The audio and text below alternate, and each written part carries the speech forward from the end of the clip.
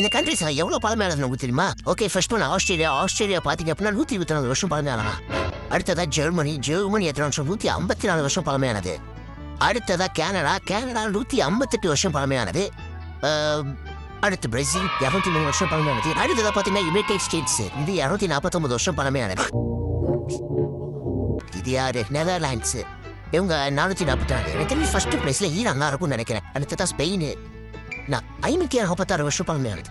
இன்னொரு தாண்டது. அடுத்து சுவிட்சர்லாந்து 734 வருஷம் பழமையானது. அடுத்ததா தாய்லாந்து 785 வருஷம் பழமையானது.